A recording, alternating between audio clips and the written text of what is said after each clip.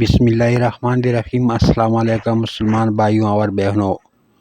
جب ابو جہل کا بیٹا کلمہ پڑھنے آیا، ابو جہل کی بیٹی کلمہ پڑھنے آ رہی ہے، میرے کریم رسول اللہ صلی اللہ علیہ وآلہ وسلم نے صحابہ کرام کو بٹھایا اور فرمانے لگے، مجھے خبر ملی ہے کہ اکرمہ کلمہ پڑھنے آ رہا ہے، میری بات سنو۔ صحابہ کرام رضی اللہ عنہ کہنے لگے، حضور صلی اللہ علیہ وآلہ وسلم حکم کرے۔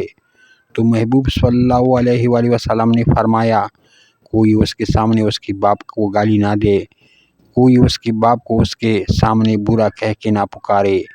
ابو جہل جو پکا بے ایمان کافر تھا، جس کے بارے میں نبی صلی اللہ علیہ وآلہ وسلم نے فرمایا تھا، میری امت کا فرعون ابو جہل ہے، جس نے اسلام کو مٹانے کے لیے ایڑی چوٹی کا زور لگایا۔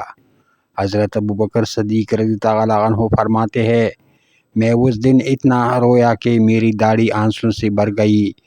نبی کریم صلی اللہ علیہ وآلہ وسلم نے فرمانے لگے، اس کی بیٹی کو تکلیف ہوگی، کوئی اس کے باپ کا کفر نہ گنوائے، کوئی اس کی زیادتیوں کا ذکر نہ کرے، کوئی اس کے بارے میں کوئی ایت نہ پڑھے، کوئی میرا قول نہ دہرائے۔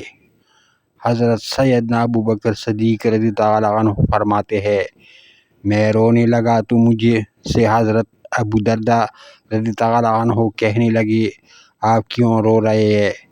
تو میں نے کہا، میں رو رہا ہوں محبوب کی رحمت للعالمین پہ، کہ محبوب یہ کس کے استقبال کی تیاریاں کر رہے ہے، جس نے ساری زندگی تکلیف دی۔ میرے نبی صلی اللہ علیہ وسلم اتنے کریم تھے، اور ہم لوگوں کو کوئی نہ کوئی کوتاہی تلاش کرتے رہتے ہیں۔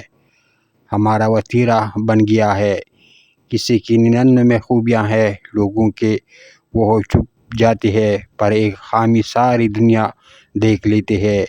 یہ ہمارے اندر کی وہ کمزوری ہے جس نے ہمارے علماء، مشائخ اور بزرگوں تک کو معاشرے کے اندر بدنام کر دیا ہے۔